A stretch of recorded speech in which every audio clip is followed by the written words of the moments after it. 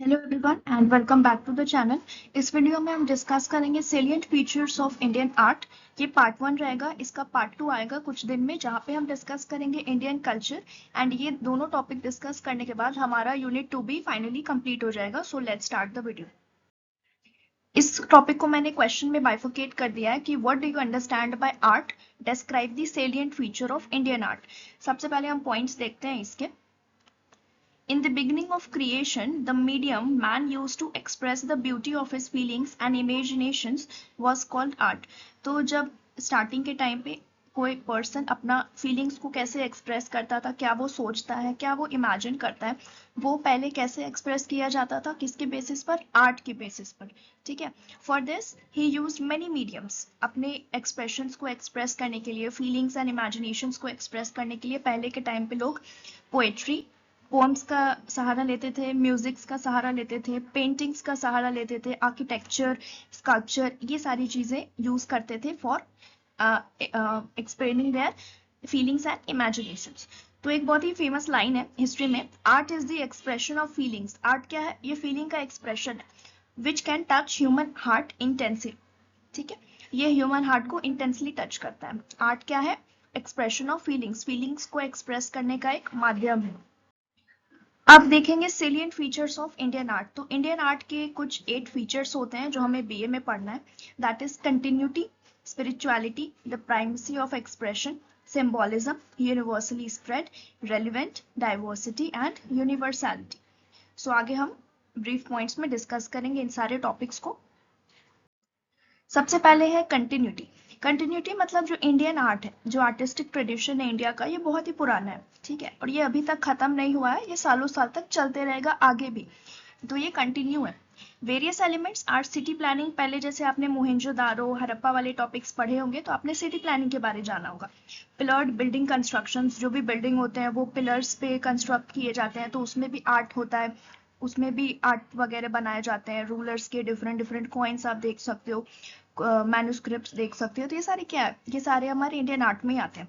Statue making, कुछ statue रहता है तो उसमें भी बहुत सारे ब्रीफ बातें लिखी रहती है नीचे में। ठीक है। Next is spirituality. स्पिरिचुअलिटी आप देख सकते हो, ये रिलीजन के बेसिस पे बताएगा आपको कि extensive influence of religion can be seen on architecture, painting etcetera. जैसे आप कोई आर्किटेक्चर देख रहे हो, कोई मूर्ति देख रहे हो, कोई पेंटिंग देख रहे हो, से फॉर एग्जाम्पल आप कोई मैन्युस्क्रिप्ट भी देख रहे हो, तो वहां पे भी कोई रिलीजन का आपको इन्फ्लुएंस दिखेगा। लाइक कोई रिलीजन के बारे वहां पे डिस्क्रिप्शन होगा, चाहे वो जैनिज्म हो, हिंदुइज्म हो, एक्सेट्रा। आप देख सकते हो जैसे मंदिर, मंदिर की जो मूर्तियां होती है, idols, paintings related to Hindu, Buddhist, Jain etcetera have been created by artist. तो जो डिफरेंट आर्टिस्ट होते हैं वो इन सारी जो रिलीजन्स है इसके बेसिस पर वो टेम्पल्स बनाते हैं, पेंटिंग्स बनाते हैं, आइडल्स बनाते हैं। ठीक है। Painting related to worldly creatures have also been created. तो जो वर्ल्डली क्रिएचर्स मतलब क्या हो गए, जैसे बर्ड्स हो गए, एनिमल्स हो गए, तो उन सब से भी रिलेट करते हुए पेंटिंग्स बनाया जाता था। Beautiful sea of worldliness and religiosity is seen in Indian art. Indian art में आप देख सकते हो कि आप कह सकते हो कि वर्ल्डनेस और रिलीजियोसिटी का ये पूरा ब्यूटीफुल सी है, एक समुद्र की तरह है ये। Next topic is the primacy of expression.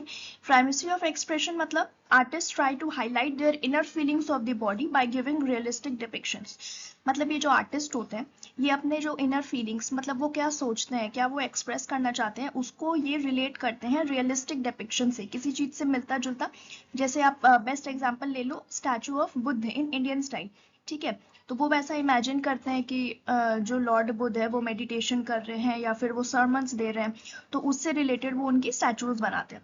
Gupta period statues have sentimentality and spirituality. आप गुप्ता पीरियड के भी कॉइन, स्टैचूज, मॉन्यूमेंट्स वगैरह देखोगी तो वो उससे, उसको देखने से आपको क्या फील होता है? एक स्पिरिचुअलिटी की भावना फील होती है, सेंटिमेंटालिटी फील होता है आपको।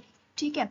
तो in idea of Indian artist was very high. मतलब ये जो इंडियन आर्टिस्ट थे, ये इनका जो थिंकिंग पावर था, ये जो अपने इनर फीलिंग्स को एक्सप्रेस करते थे, उसका जो आइडिया था वो बहुत ही ग्रेट था, एंड जिसके कारण से वो ग्रेट रिस्पेक्ट भी डिजर्व करते हैं। Right. They did not consider art as a mean of attaining sensual pleasure.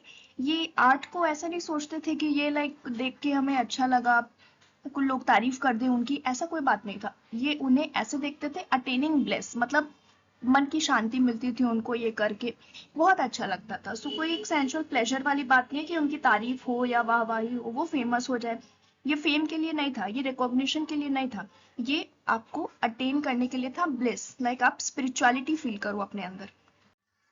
Symbolism expressed very deep philosophical and spiritual thoughts through symbols। अब ये जो इंडियन आर्टिस्ट थे ये कुछ सिंबल्स भी यूज करते थे, इसीलिए इस टॉपिक का नाम है सिंबोलिज्म। लाइक ये उनके डीप थॉट, उनके फिलोसफिकल और स्पिरिचुअल थॉट्स को एलैबोरेट करते थे सिंबल्स पे, ठीक है। Principles of universal power have been express through animals, जैसे मैंने आपको बताया वर्ल्डली क्रिएचर्स के हेल्प से भी वो बनाते थे आर्ट को।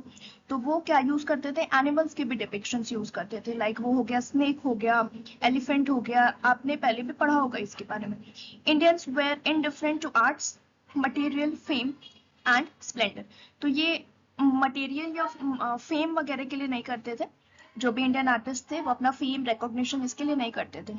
तो उसका एक रीजन भी है, probably for this reason they have not mentioned their name in anywhere. उन्होंने कोई भी लाइक उनका जो मॉन्यूमेंट ले लो, स्क्रिप्चर ले लो, कोई भी चीज़ है, उनकी आर्ट ही आप ले लो जो इंडिया में बहुत ही फेमस आर्टिस्ट, तो उन्होंने अपना नाम तक वहाँ मेंशन नहीं किया, क्योंकि उनको फेम नहीं चाहिए, उनको मटेरियलिस्टिक फेम आप कह सकते हो, स्प्लेंडर, ये सारी चीज़ें नहीं चाहिए।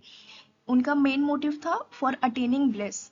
वो आर्ट इसीलिए बनाते थे ताकि उनको मन की शांति मिले, वो अपने फीलिंग्स को दूसरों तक शेयर कर सके।